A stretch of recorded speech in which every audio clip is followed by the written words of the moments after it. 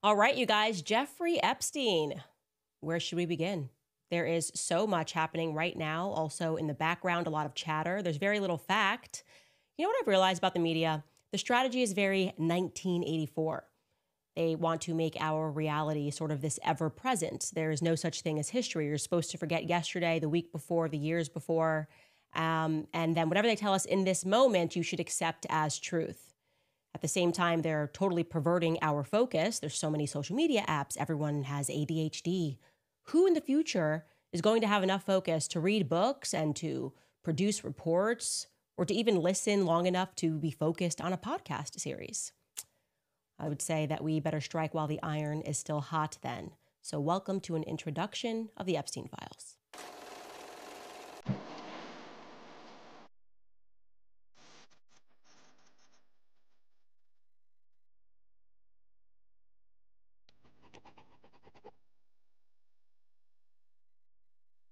I'm excited to be teaming up again with Xavier Poussard. Incredible work. He has worked on this forthcoming book regarding Jeffrey Epstein for years, just as he was working on the Brigitte Macron story. And of course, this is a story that impacts France, definitely the United States, as we're going through what we're going through right now, being gaslit at a very executive level. It impacts certainly Israel, Ukraine, Russia. Everybody is going to get a feature in this story. And I'll tell you this right at the top. The Jeffrey Epstein story really is one that begins with Robert Maxwell. Yes, Robert Maxwell, for those of you that are not aware, is Ghislaine Maxwell's father. He was, while he was still alive, that is, considered to be the Rupert Murdoch of the left. He controlled a media empire that stretched from England to Israel to France and beyond. He was mostly famous as the owner of Mirror Group newspapers, that is the publisher of the Daily Mirror. He also owned the Maxwell Communication Corporation, Pergamon Press, Nimbus Records, that was the first British record company to release CDs. Also, the American branch of Macmillan Publishers. We should talk about that down the line.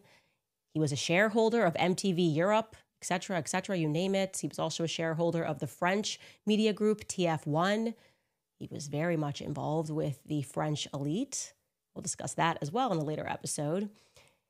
He was even a Labour member of Parliament in the House of Commons from 1964 to 1970. We could go on and on and on, but you get the point. He was a very big fish, almost untouchable, really.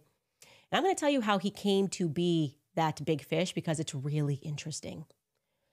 You see, Robert Maxwell was born not Robert Maxwell at all. You're going to notice that a lot as we go through this series.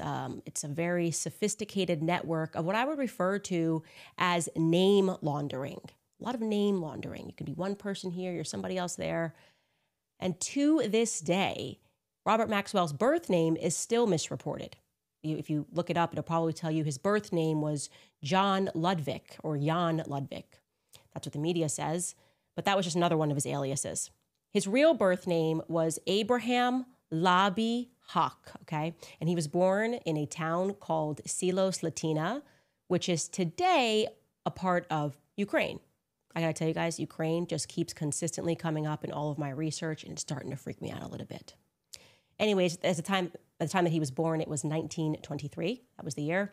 And that town was a part of Czechoslovakia.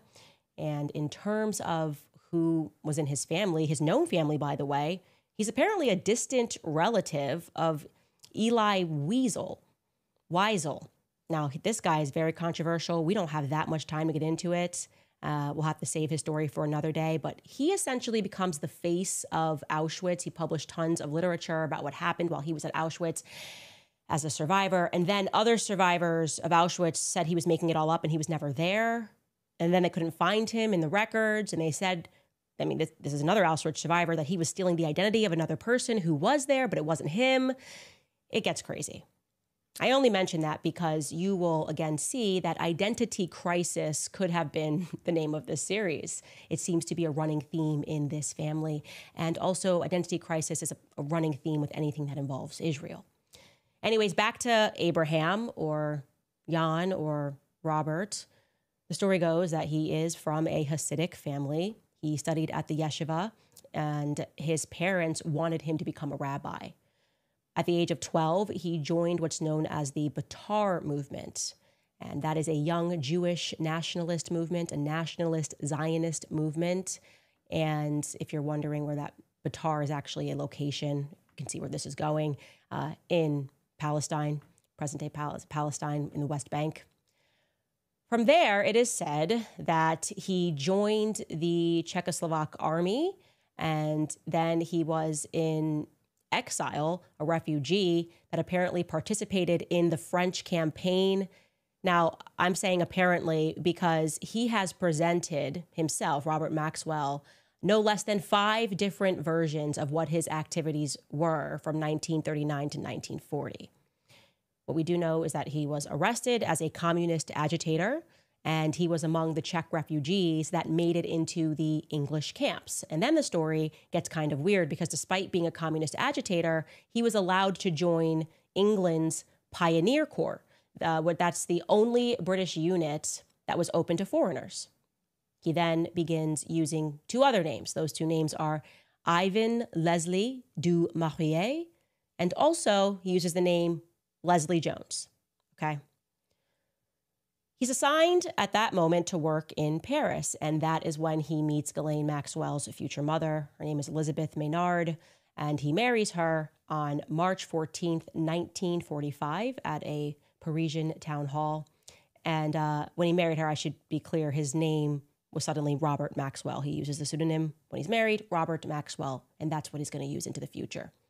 So at the moment, our family chart looks like this, okay? Robert Maxwell, here he is, a.k.a. John Ludwig, Abraham Libby Hawk, Ivan Leslie du Maurier, and Leslie Jones. Nothing to see here, folks.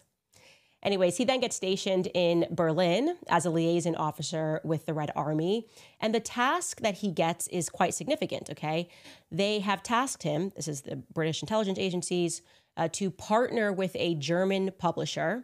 The publisher was Springer, and he's partnering with them under the guise of selling scientific journals that were published under the Third Reich, but therefore were banned from export around the world. So he's teaming up with them. I can move this product for you. And then in 1951, just a few years later, he takes control of that German publishing house, Butterworth Springer. Again, he is still very much focused on these scientific journals that were published under the Third Reich. Why are they so focused? Why do they want these scientific journals? It might make sense as we get further into the story. Anyways, Butterworth Springer then gets renamed Pergamon, the Pergamon Press. And you should know that this was not out of his own interest in publishing. He didn't go about this because he wanted to be some big publishing magnate. It was actually because he was funded to do this by an extremely powerful family, by extremely powerful people. Like I said, this was an MI6 intelligence operation that was funded by Sir Charles Hambro.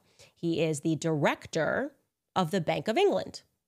Sir Charles Hambro was from one of the most prominent families of the British banking establishment. It is the British banking establishment, then, we can say, that had an interest in this publications, whatever Germany was publishing at this time under the Third Reich, and that Hambro headed the special operations during the Second World War. In essence, I'm going to make it very clear, Robert Maxwell was just an intermediary, okay?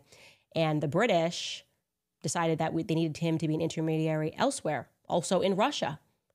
So in 1954, they send Maxwell to Russia, and he puts forth the idea to the Russians that, hey, I could publish and translate for you Russian scientific articles. Again, this interest in science.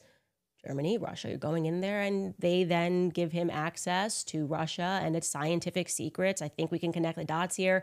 They were also interested in German scientific secrets. This guy's going over there pretending to be friends, and he's translating stuff, presumably for England, but actually no, because here's where it gets interesting. England, or people within at the tippy top, were getting quite suspicious about Robert. They think, I don't actually believe he's working for us. I think he's actually working on behalf of Russia. I think he's working for the KGB. And according to the British Foreign Office, the files that have since become public and were published in 2003, they started to believe and find out, they are able to confirm that he was funded by Russia. So they kick him out of Pergamon Publishing, and they allow some American guy to run the company instead.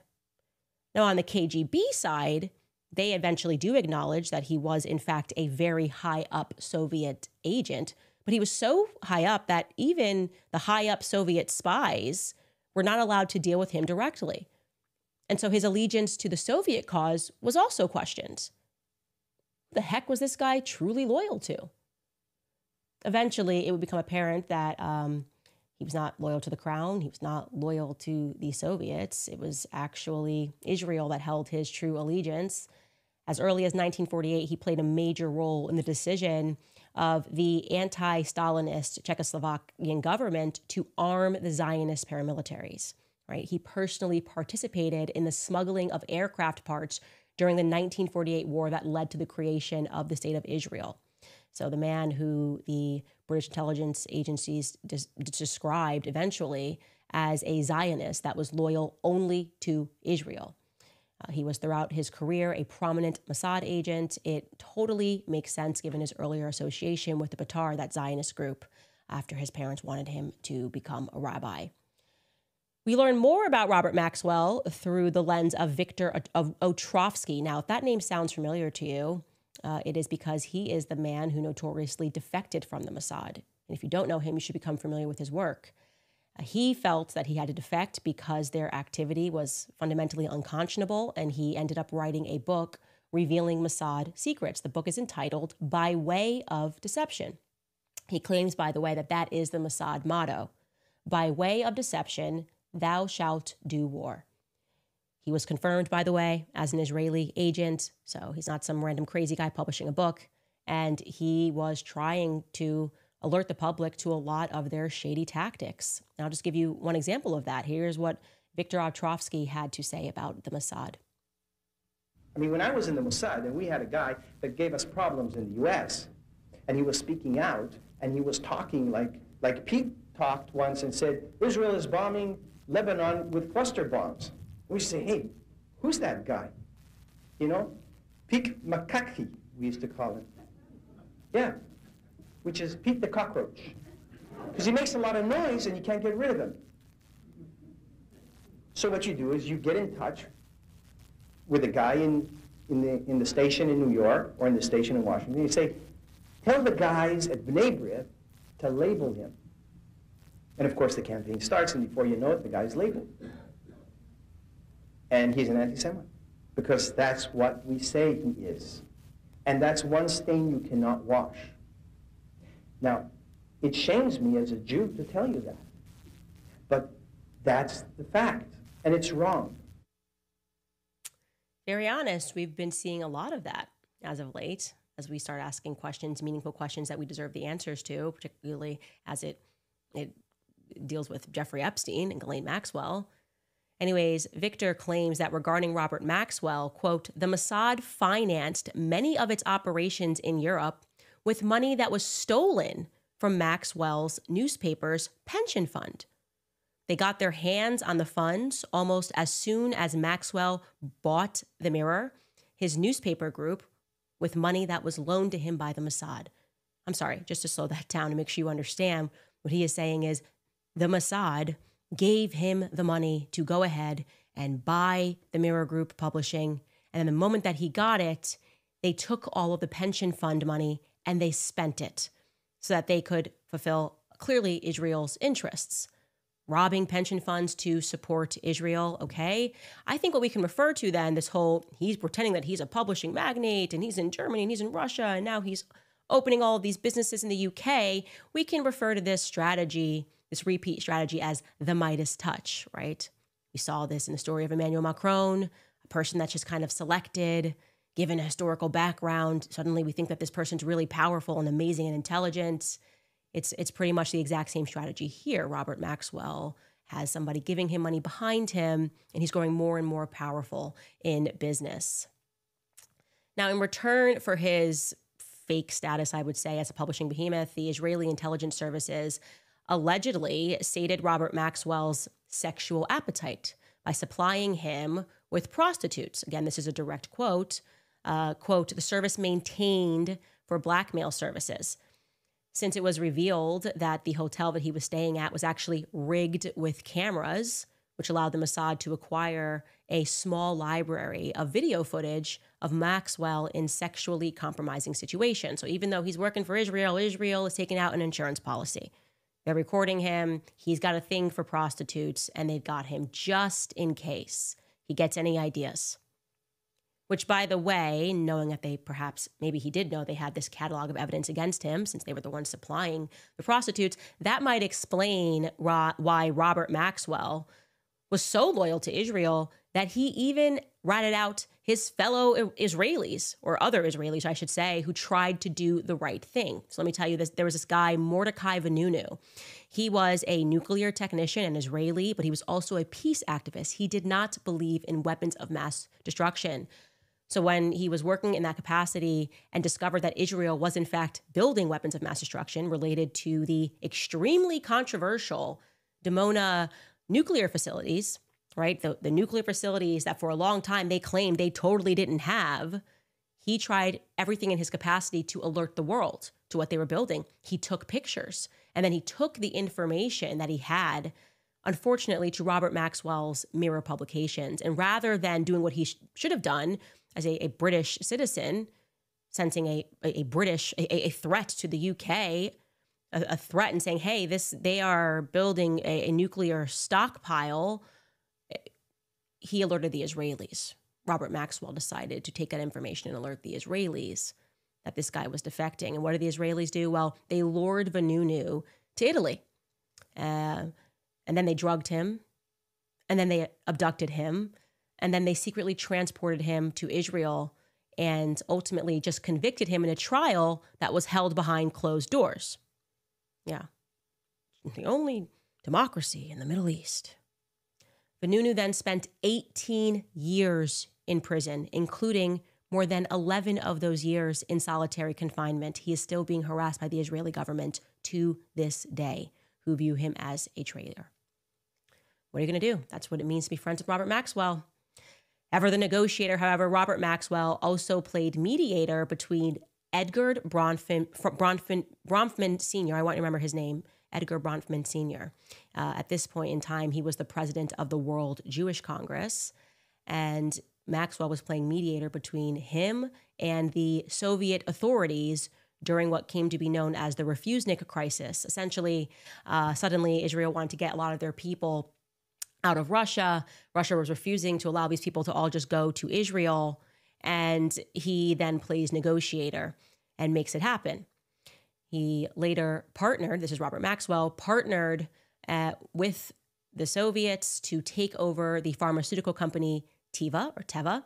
And then he also takes ownership of the Jerusalem Post in Israel, where he already controlled the right-wing Daily Maariv publications in Israel. That all took place in 1989, right? What you could say, looking at that, is that the appearance of the outward world was that he was a hotshot publisher who was just expanding his portfolio. Now he's in pharmaceuticals, and he's picking up other publications. Now they're in Israel. Truly, he was in his prime. Unfortunately, however, on November 5th, 1991, Robert Maxwell's naked body was found floating in the Atlantic Ocean off the Canary Islands, where he had been enjoying himself on his yacht, a yacht named the Lady Ghislaine. Interesting, because he has 9 kids, but he decided to name this yacht after Ghislaine. A few weeks after his death, a $560 million hole was discovered in the Mirror's pension fund. Oops. Yeah, I was running it by robbing it. It's going to be a common theme when we get into what Epstein was up to. The British investigative journalists Gordon Thomas and Martin Dillon explained how his death came about. They say that Maxwell sealed his fate when he threatened Mossad leadership. He threatened to disclose certain operations that they were a part of unless they helped him save his media empire, because then people were realizing this business is not doing so well. What's going on? He was feeling the pressure, and he's like, hey, come on. I gave you $560 million, maybe more, okay? Give me something to save my company, or else, you know, I gave you this slush fund. Come on, have some decency. And they didn't have the decency to do that. Instead, they deemed that Maxwell was too dangerous, and so the Mossad leadership reportedly, allegedly, ordered his assassination 3 months later. No biggie, though, no hard feelings, because they did still show up to his funeral. They wanted to show their appreciation for all of his work, his commitment. So on November 8th, 1991 in Jerusalem, they held a funeral for him on the Mount of Olives. It was attended by the cream of the Israeli intelligence pie. There was no fewer than 6 service heads. There were politicians, including Chaim Herzog, Ehud Olmert, Shimon Peres, and the current, at that time, Prime Minister, Shamir, who delivered the eulogy, by the way. Prime Minister Yitzhak Shamir delivered the eulogy. And in his eulogy, he celebrated Robert Maxwell as the man who did more for Israel than we can explain today. Then they had a prayer, which was read by Samuel Peiser. And that is also another name that you should remember. We'll get into that. So you got Samuel Peiser, because he's going to be relevant. He was Robert Maxwell's lawyer and business representative in France, but then he kind of held the same position later for Jeffrey Epstein. Anyways, enough about Robert Maxwell. This brings me to Ghislaine Maxwell. You know, she really was the apple of her daddy's eye. Loved him so much. He loved her back so much so that he names that yacht after her, like I said. So let's get into some interesting facts about her and her upbringing. But back into our story, we've got Ghislaine Maxwell. We've heard her name, obviously, a lot. The Madame, as they say. And according to the press, ostensibly, the story about her kind of shifted depending on when you checked the press. At various times, they told us that she was an interior designer. Sometimes they told us that she was a socialite. Sometimes they told us that she was an internet operator, whatever that is. It's all very confusing. Factually, what I can tell you is that Ghislaine Noël Marion Maxwell was born on Christmas Day of 1961, December 25th. And she was born in France at the Maison Lafitte. She spent her childhood, very well-to-do, very wealthy, at Headington Hill Hall, which is a casual 53-room palace, Italian mansion thing that's rented from the Oxford municipality by her family. She is the youngest of 9 children. Back in 2003, so this was before Jeffrey Epstein was ever charged for any crimes, the Evening Standard published an interesting article about Ghislaine. They were discussing how she settled in New York after her father's death, how she was picking up her own life. And they wrote this. They wrote, quote, Ghislaine has expanded her social surface, largely thanks to what the real estate developer Epstein has done for her. She has become the queen of the billionaire social circuit. They also wrote, quote, Jeffrey only likes billionaires and very young women and uses Ghislaine as his social pimp. That is very telling. And that same article elsewhere mentions that there were rumors that, quote, the bizarre parties held at Maxwell's house where she invites a dozen young girls, then brandishes a whip and teaches them how to enhance their sexual performance, end quote. But again, this was 2003, so Jeffrey Epstein and Ghislaine were just getting away with so much. They were just outwardly, I guess, allowing journalists to know what they were into, and they are into some weird stuff.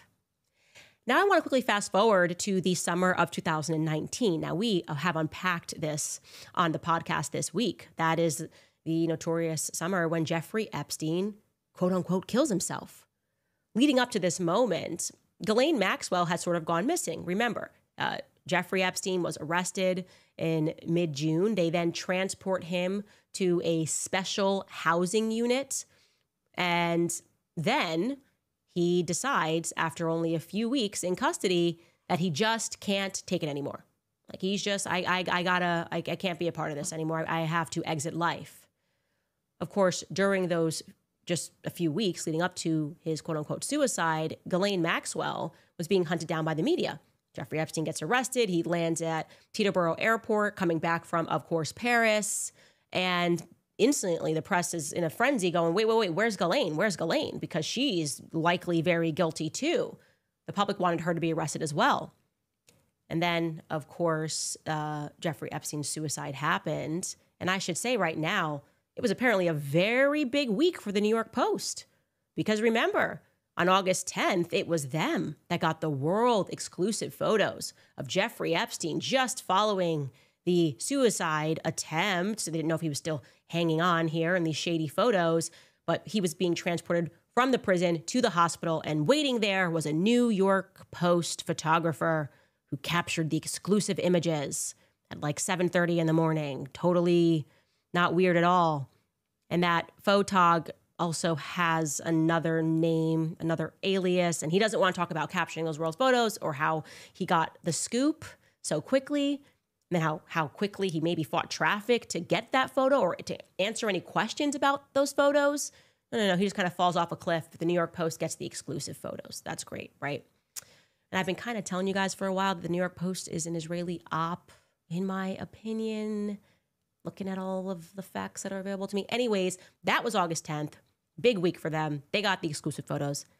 3 days later, on August 13th, they joined the chorus of other people who are going, whoa, Jeffrey Epstein's now dead. Where is Ghislaine Maxwell? Where is she? Where is she? And they pretend that they're investigating Ghislaine Maxwell in earnest, right? They start wanting to build trust with their audience. Like, yeah, no, we totally want to find Ghislaine too. And they publish a piece on page 6 on August 13th detailing her sexcapades. A source tells them, and they publish it from the source, that while Ghislaine Maxwell posed for photos in a publication promoting Sotheby's vintage fashion collection, she allegedly also dropped hints about her twisted double life. The source told them, quote, she didn't mention Epstein, but during the session, she recounted how she had just hosted a dinner party for a number of young girls and that she had put sex toys on every chair. Ghislaine then described how during the dinner party, 2 of the guests, a couple, began in front of everybody demonstrating, I'm just going to say here, a sex act. And the person notes that Ghislaine laughed about that, and that a friend of hers has a theory that Epstein was just like Ghislaine's father, Robert Maxwell, who himself had practiced kind of strange sexual tastes, strange sexual practices, if you will. So that's August 13th. They're like, yeah, no, we want to find this person as well. And then magically, on August 15th, the New York Post gets lucky again, you guys. More photography luck. The world is searching for Ghislaine, and miraculously, the New York Post finds her. Here is the cover of the New York Post, which ran on August 15, 2019, just 5 days after Jeffrey Epstein suicided himself. Now, they ran with the headline, "The Post finds her." Don't worry, world. You don't have to look for Ghislaine anymore because the Post has located her. It's so predictable, you guys, I gotta tell you. Now, according to the story that was embedded into the Post, the person who took the photo was just like a regular person who happened to realize that Ghislaine Maxwell was sitting at In-N-Out.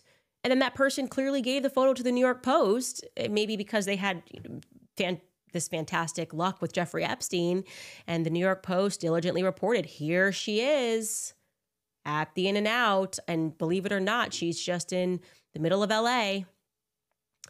But man, you guys, I got to tell you, you might not remember this, but that photo of her in In-N-Out, that turned out to be quite the scandal itself, because there were apparently a few things that were wrong with this exclusive photo published by the New York Post. You see, the Daily Mail decided to check out, after hearing rumors that something was maybe Photoshopped, they decided to check out the metadata of the photo. Ugh, the pesky metadata again. And what they discovered was that in the metadata, it was tagged as a photo taken by Meadowgate, okay? Meadowgate, it turned out, was a company owned by a woman named Leah Safian. And when they began looking into Leah Safian, they discovered that she had a dog that looked a lot like the dog that was in the photo of Ghislaine Maxwell In-N-Out. And yeah, it seemed to be sitting under her. So is this a random person who took this photo, or did Leah Safian take this photo, or was she the random person and Ghislaine held her dog or something? No, it turned out, you guys, that Leah Safian also happened to be the attorney and the fixer for the Maxwell family. She was one of Ghislaine's defense attorneys. And yeah, no, this was a staged photo. And as if that couldn't get any worse for the New York Post, the photo itself had some peculiarities, which suggest that it was photoshopped as a twisted joke. foremost, the poster in the background, okay, if you see the bus stop, she's behind her, just behind the In-N-Out, there's a bus stop, and it has a movie poster for the film Good Boys. Good Boys was, in fact, a film that was coming out that year or that week, and it was a comedy about the sex lives of preteens. I'm not kidding. She happens to take this photo. Okay, her lawyer happens to take this photo of her at the In-N-Out, and behind them is a movie poster about the sex lives of preteens. Yeah, no, the only problem with that is that immediately after this was published, the owners of that bus stop, okay, out front, you might see that on a lot of like these little bus stop cubicle thingies. It says like out front on the top. People actually own those. And Out Front came out and said, no, that's Photoshopped. We never put up that advertisement for that movie. They spoke to the Daily Mail. A media spokesman for Out Front, her name was Carly Zip, gave an on-record statement. She said, we think it was Photoshopped. She said, quote, we do not have any records of this Good Boys poster being posted there. Out Front keeps meticulous records of exactly which posters are displayed at the bus shelter locations across the U.S., but Zip insists that the bus shelter outside the In-N-Out Burger, where Maxwell dined, did not have that poster. She said, we have no record of Good Boys having ever been posted. We had our installers check the logs. They even went out there to check. There is no evidence that Good Boys was ever posted. Crazy. Instead, Zip claimed that they were running, since July 28th, a poster advertising the Providence St. Joseph's Medical Center. And by the way, the Daily Mail then got their reporters down there and they saw that there was an advertisement 4 days later for the Providence St. Joseph Medical Center. And then we decided, like my team decided to go back, on Google Maps, you can go back and see what was outside of In-N-Out.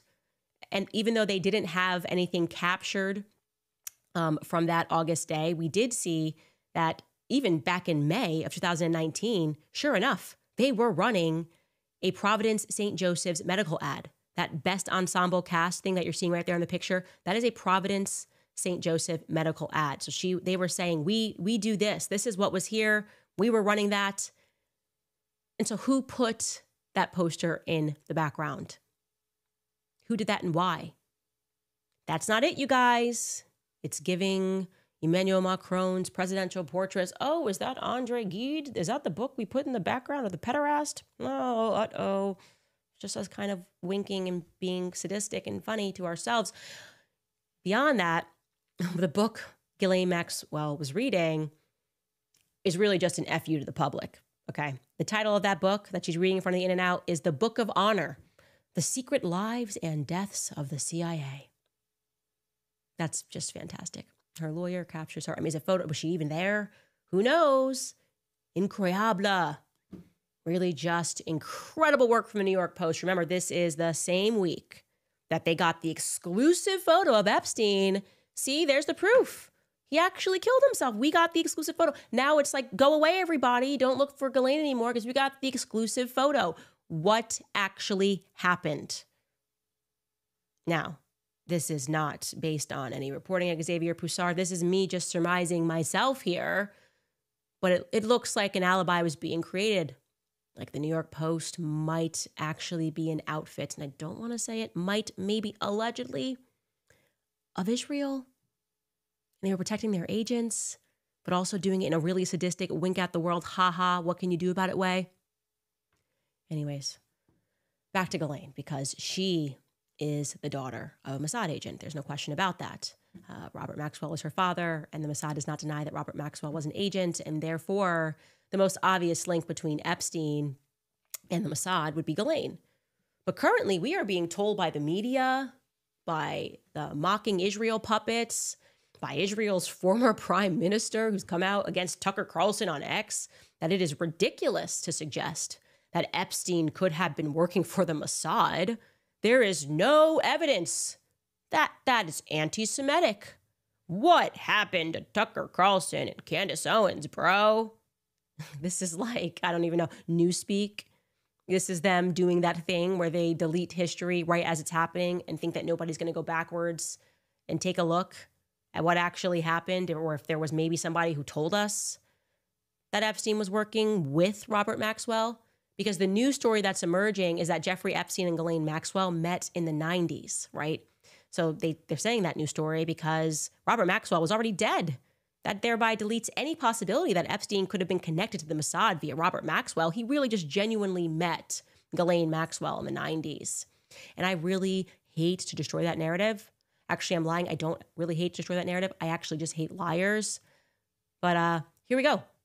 This is a guy I'd like to introduce you to. His name is Ari Ben-Menashe. He's a man who claimed to have had several meetings with Jeffrey Epstein in Robert Maxwell's office all throughout the 80s. Like a decade before the media is telling you Ghislaine met Epstein. Ari Ben-Menashe would certainly know, considering he worked for the Mossad, and he even spent time in prison due to his work for the Mossad because he got caught being an agent for Israel.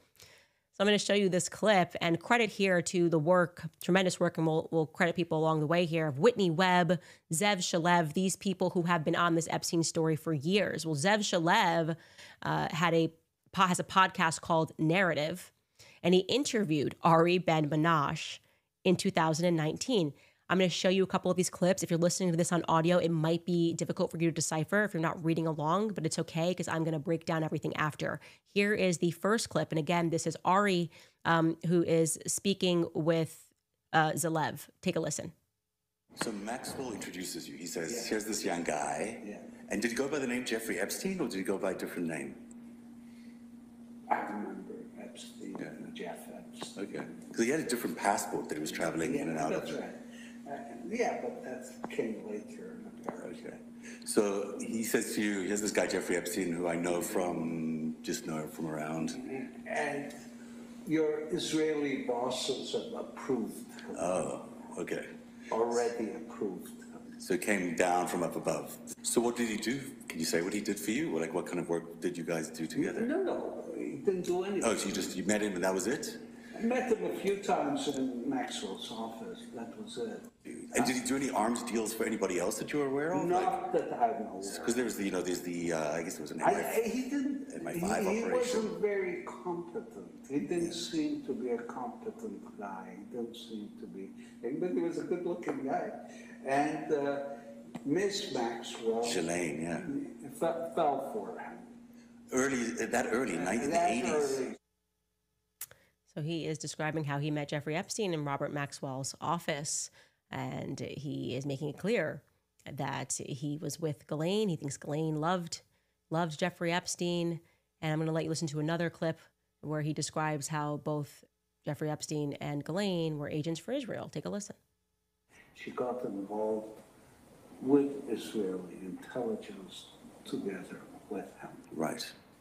But not in this arms deal, in Iran or business. Would you say she was an agent as well? Was she someone working for Israeli intelligence? Oh, definitely. Military intelligence as well? Yes. And when that happens, because I have no idea how that world works, so I'm learning a little bit. It happened by accident. Do you get orders and you have to do certain things, or is it more like... No, you get projects. What really happened, my take on it, and the later thing, is that these guys were seen as agents, but they weren't really competent to do very much. And so they found a niche for themselves, blackmailing American and other political figures. For the Israelis? So it's hard for people to understand why Israel would want to get blackmail on an American. I'm asking a question that I can answer it quite probably, but for most people, it's hard for them to think about Israel as being blackmailing their leaders in the United States. It's a very... It was quite their MO. See, sleeping around is not a crime. Maybe embarrassing, but not a crime. But sleeping with underage girls is a crime. That's a lot to unpack, okay? So he is telling us, first and foremost, that Epstein did not seem like a very competent guy. That's incredible, because that lets us know the hand of Midas was upon him. We've discussed And we will again discuss Epstein's incredible career. Yeah, just like Emmanuel Macron, he was a savant. But this guy who was working for Israeli intelligence says he wasn't a competent guy. He was a good-looking guy. Tells us Ghislaine Maxwell fell in love with him because of that reason, he thinks. But no, Jeffrey Epstein was, according to him, a part of the Maxwell family business. And his theory is that perhaps Robert Maxwell thought that he would be a good fit for his daughter. And he's telling us that at this time, Epstein was traveling back and forth between London and the Middle East, and he would often pass by Robert Maxwell's office. This interview is very long, and we are going to link it below so that you can watch it in its entirety. According to Ari Ben-Menashe, Ghislaine Maxwell would accompany her father often, and she was involved, at least to some extent, in his intelligence activities. Now, Ari Menashe is very clearly stating that they found a niche. The two of them were not competent, but they found a niche, and that was collecting blackmail on American politicians, that they were able to do this. They were facilitating this blackmail, and therefore they were valuable. They became valuable to the Mossad because they were able to get blackmail. Again, this is coming from Ari Menashe, who is now an Israeli-Canadian citizen who worked for the Mossad in arms deals. And that is the reason why he says that he met with Epstein in Robert Maxwell's office. Ari Menashe's meeting with Epstein in Robert Maxwell's office in London dates back to the Iran-Contra scandal. Now, you might not remember this. If you're like me, and I'm born in 1989, at the end of the decade, this was a very big scandal that happened in the 80s under President Reagan's administration. And I will give you the details here. Essentially what happened was Iran was under an arms embargo from the United States, meaning we were not going to give Iran any weapons, we weren't going to give them any military equipment because, we can't fund or support terrorist activities in the Middle East. But then suddenly the American government does a 180 on that. They're like, we actually are going to ship some arms to Iran. And the American people are informed that the only reason the government is doing this and the only reason we're going to temporarily remove this embargo is because then we can get back some American hostages. They claimed Iran would be able to work with their terrorist partners over in Lebanon to give us back our American hostages that were in Lebanon. Okay, 7 hostages the public was told there were 7 hostages that we would then get in return officially. We're justifying this shipment of arms for 7 U.S. hostages that were being held in Lebanon by Hezbollah. Oh, all of the same characters are coming into this story that we're dealing with right now. So except it turned out they kind of maybe lied about that. Another hostage scenario. We could go down a lot of rabbit holes with this. But what was discovered actually was what they were really doing was just trying to get the American public on the side for a deal for Israel. In reality, they were going to send that shipment to Iran on behalf of Israel because Israel wanted to arm and train militants that were in Nicaragua. So, by way of deception, thou wilt make war, right? We're going to get really deceptive. They deceived the American public. They wanted the American weapons sent. And then when it came time to hide the transaction, so Iran's going to give them cash. Iran was going to give cash for weapons, and they weren't going to give that cash directly to directly to Israel, pardon me. Instead, Iran was going to give that money to Russia. Essentially, this is like they're going to launder the cash they get for the weapons through Russia so that they could get it to arm and train militants in Nicaragua. And you know who helped facilitate that? The whole Russia through Robert Maxwell, of course. According to Ari Ben-Menashe, who was a part of the Iran-Contra scandal and went to prison for it, Robert Maxwell was the person who brokered the lucrative deal between the Mossad and the KGB that allowed the Israelis to hide money from the arms sales to Iran. And Ari Ben-Menashe says that Robert Maxwell wanted to involve Epstein in this operation. Ari Ben-Menashe says, quote, "What happened was Maxwell introduced Epstein to us. He wanted us to accept him into our group. But despite Maxwell's insistence, Ben-Menashe claims that Epstein just wasn't competent. And he wasn't accepted by them. He wasn't accepted by him. He wasn't accepted by Nick Davies, who at that time was the foreign editor of the Daily Mirror. He was also involved in this operation. Man, Daily Mirror is just a whole operation going on there. And so, yeah, they just weren't impressed with him. Nevertheless, Ari Ben-Menashe says that Epstein was, in fact, able to develop close ties with several arms dealers. Again, this was in the 80s. So you can dispel the new media story about him having met Ghislaine in the 90s and then be forming a friendship and nothing at all to do with the Mossad. That's just a lie. It is a lie. And he's able to fashion those relationships, those arm deals relationships since the 80s, particularly with a guy named a British man named Sir Douglas Leese, who was involved in a series of contracts that were known, which we're going to talk about tomorrow, as the Al Yamama deal. Now, we're going to stop there because that's then going to bring in Saudi Arabia. It's going to bring in Adnan Khashoggi. Remember Jamal Khashoggi, just a journalist, all that stuff. Yeah, a little bit more going on there. I don't think he was maybe just a journalist. Certainly Adnan Khashoggi, his father, was in the mix. A lot of players are in the mix. Gosh, we've got already Ukraine, Saudi Arabia, Israel, America, the UK, France. Are you guys starting to understand? We've got Lebanon being told about hostages. You guys starting to understand why they don't want anybody touching the Epstein files? Because the blow up is not just going to have to do with America and American politicians. It is a very, very, very sophisticated network. And by the way, what Trump is saying about it right now, which I'm going to show you after we throw it to our sponsors for a little bit, what he tweeted this morning, yeah, it is looking like some people behind him might be terrified. All right, you guys, so that's a lot. The beginning of this story definitely is starting to sound like a web, definitely starting to seem like a lot of people are cluing into the fact that maybe there is a global government. Jeffrey Epstein, by the way, was very open and clear about his aims to help facilitate a global government. We'll get to that tomorrow because his story is just incredible.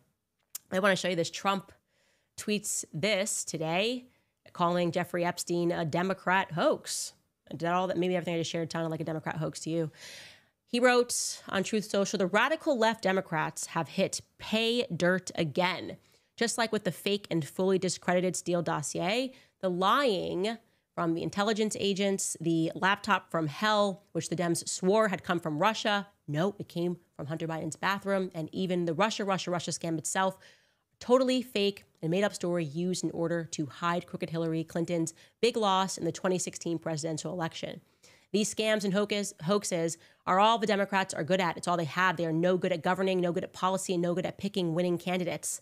Also, unlike Republicans, they stick together like glue. Their new scam is what we will forever call the Jeffrey Epstein hoax.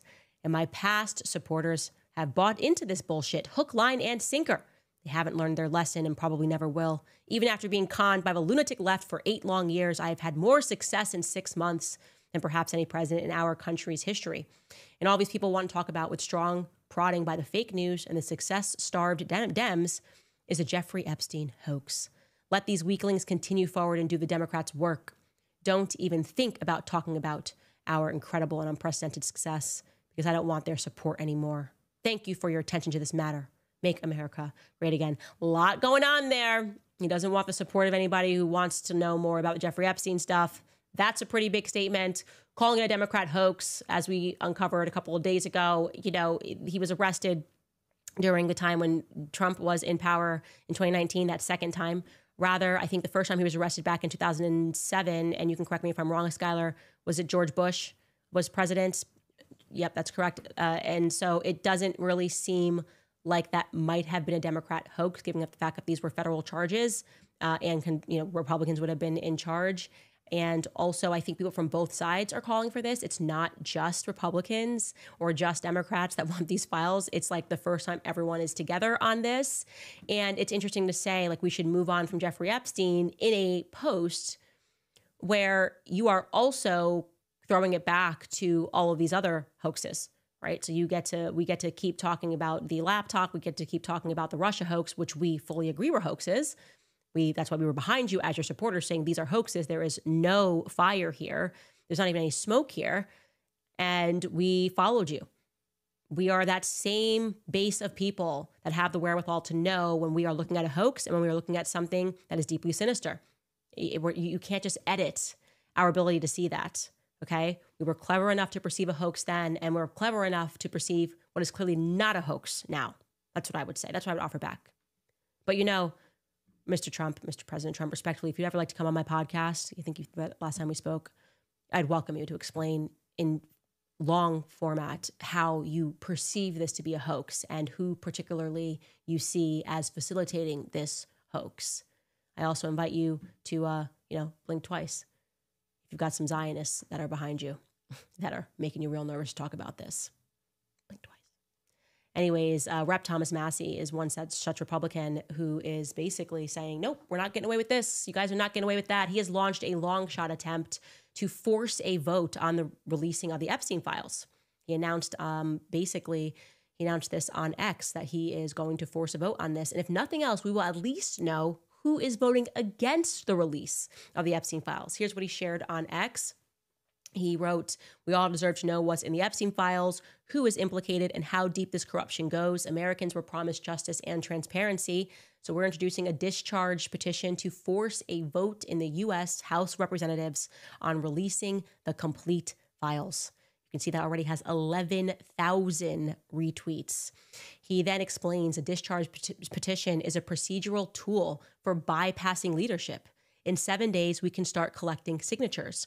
At 218 signatures, the House must vote on our bill requiring a full release of the Epstein files. If your representative will not sign the discharge petition, ask why.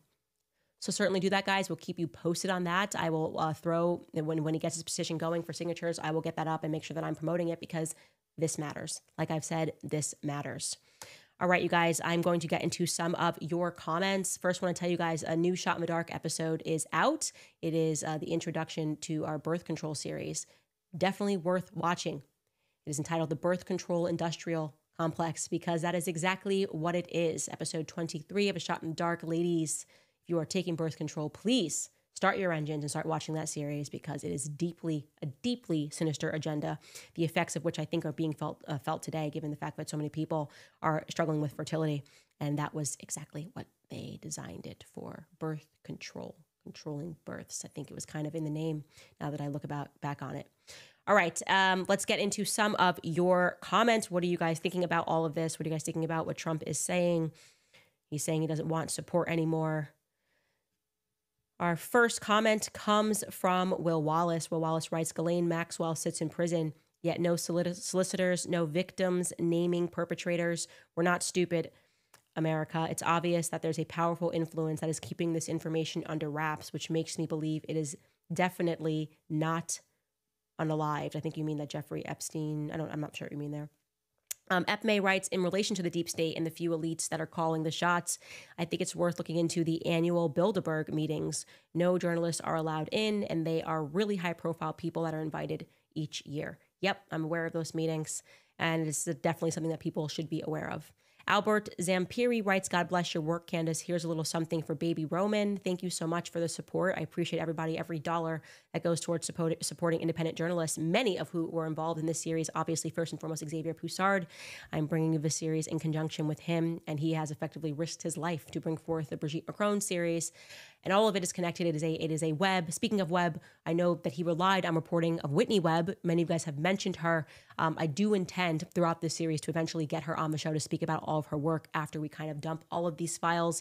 And yeah, there's just a ton of people who have been trying to bring this into the forefront of the public who have been shut down, smeared, lied about because their network is incredibly powerful. You guys have seen the likes of that today. But it seems like there's a new frontier. Tons of people are now waking up at the exact same time, recognizing that all of our countries are feeling the squeeze and asking the questions as to which country is causing that. And yeah, the Jeffrey Epstein story makes that very clear, can furnish a very clear answer to that. Okay, moderator Marzi writes, so I hear Ghislaine Maxwell will be attempting to speak about the Epstein client list. Hopefully she doesn't have a suspicious accident. Yeah, I saw that. I would say she does not do anything without permission from the Mossad. And so I'm not sure what that is, if that's supposed to be like a fake everybody take a look at what's happening, and this is definitely legit, a show trial of sorts. That would be my suspicion, because they would never allow her to speak were that the case. Noof Safar writes, Candace, what if Epstein wasn't the end, but the blueprint? His network touched media, politics, and finance. Exposing that isn't just about justice. It's about dismantling the system that protects him. I would love to hear your take. Yes, it's pretty obvious that this is a blueprint that has been it's kind of been happening for a very long time. And that's why I'm saying you're going to start to see elements of this. Like Ukraine keeps coming up. These people are from that modern Ukraine that came into our country. A lot of the times under the guise of pogroms, a lot of times mentioning Elie Wiesel, the people that had the craziest Holocaust stories. And I'm telling you, I took a class at URI. And you could fact check this. I know journalists will. And I want to say it was my freshman year. It may have been my sophomore year. It was honors English course. And we were made to read Night by Elie Wiesel. My professor was a Jewish woman. And we read it, and it was horrific. I remember literally vividly being impacted by this story by Elie Wiesel, where he said that they took babies, like infants, and they smashed their backs against the walls. Like the Nazis did this at Auschwitz, and they, burned them in a pit. And then it came out that that couldn't have happened, and that was made up. This kind of began the whole Elie Wiesel scandal. They had won these like Nobel Peace Prize, and there were calls for it to be revoked. This was back in 2008, 2009. And at the end of reading the book, she then told us that, but he made up these stories. And then we had to sort of, as a class, assess why someone would do that. And it was a really interesting class. And obviously, she wasn't saying that the Holocaust didn't happen. To be clear, she was saying that some people were lying about what happened, and that some people, what would motivate somebody to do that. And when we think about the disappearance of the totally sadistic, psychopathic Bolsheviks, who, then went on and murdered like 60 million Christians and were never held account to it, it would be, I would say, a good idea to launder your names when you know that a bunch of people are leaving camps, to launder your names through those camps when there's so much chaos in the world and nobody knows who you are or where you came from. So that's just something that I'm just putting in your mind there, because I never forget that class and being like, wow, why would anybody ever lie about something like that? It was totally, totally horrific. And yeah, it was a huge scandal, Elie Wiesel scandal, and I can tell you more about that another day. But it still felt, like I said, it was another Holocaust survivor who was the one that called him out on it. I could probably look up his name, actually. Let me look it up so I can fact check this live. Elie Wiesel. Nice. Got the guy's name. Let's see. Auschwitz survivor doubts Elie Wiesel's Holocaust past, a Hungarian-born Jewish survivor. So it was like literally survivor on survivor crime. And this guy was saying that he completely made up the story. I'm looking at let me see what this guy's name is. He said that he stole the identity of a fellow inmate whose name was Lazar Wiesel. And this Holocaust survivor, his name is Nicholas Gruner, said that the person's whose identity he stole, he knew him because Lazar had saved his life. Lazar Wiesel had saved his life, Nicholas Gruner's life. And he spoke out and said, this guy is lying, and he stole the identity. So it was a massive scandal. Incredible. You can look into that yourselves, and we'll discuss that more later. But interesting stuff, you guys. Again, new Shot in the Dark episode is on the website, CandaceOwens.com. If you want to just support our work, you can sign up and you could buy something while you're there. You can also buy what's available for pre-sale, my book. I was kind of behind on getting that edited, but I finally got that done. So I'll be able to announce when that's coming out soon. And again, just thank you guys for investing in us and believing in us and all of the other people that are having the courage to stand up to what just seems like a demonic entity that has taken over not just the United States, but Europe, just all across the world. We're understanding that something very demonic is happening, and it's going to take brave people to expose it to the world. So we'll see you guys tomorrow.